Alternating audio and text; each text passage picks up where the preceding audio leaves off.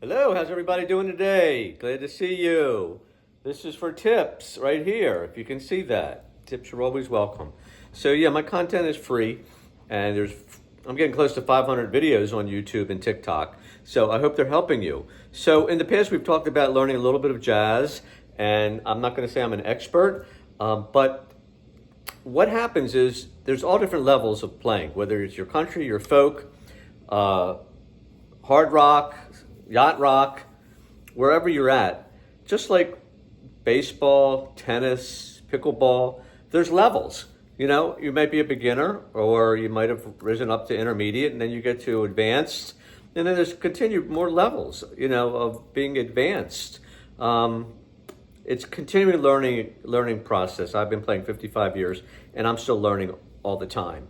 Whether you want to be a folk guitar player and play acoustic, whether you want to learn slide, whether you want to learn jazz, it's just on and on. Whether you want to use a pick, you want to play finger pick, you want to do flamenco, you want to do classical, it's just endless.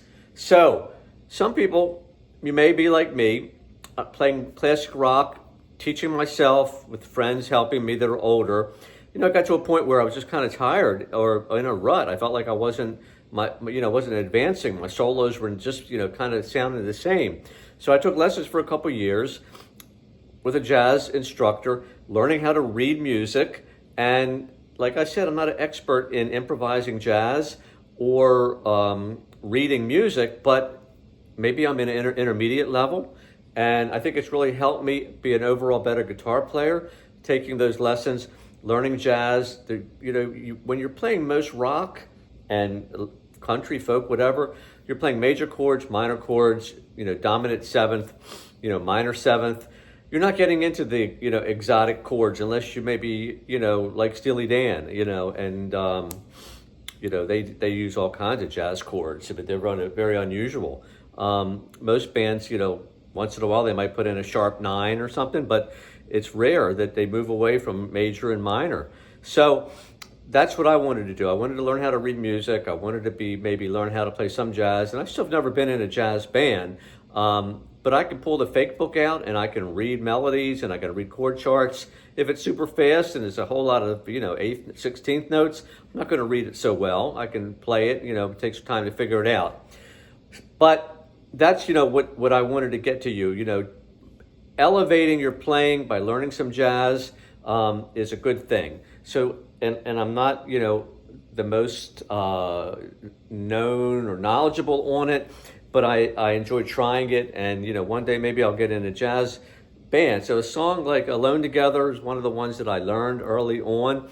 And it has different chords in it, like minor 7, flat 5, diminished chords, stuff you don't really see too much if you're playing more simple music.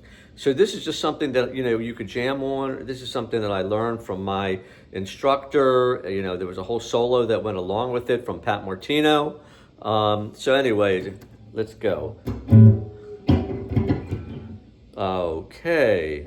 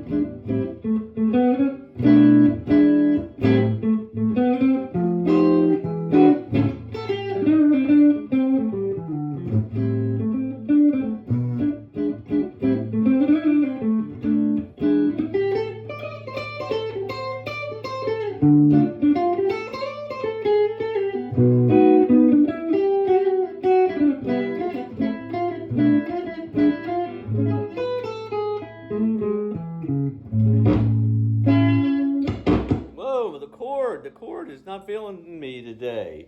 A little noisy. Anyway, that's a cool song, Alone Together. I think it's done in a different key on the fake book, but my instructor, we got into it in A minor. And so diminished chords were coming in there. Okay. The chorus did it minor 7 flat 5 to like a 7-6 major 7. You probably know the major 7. Then a D minor 7 flat 5.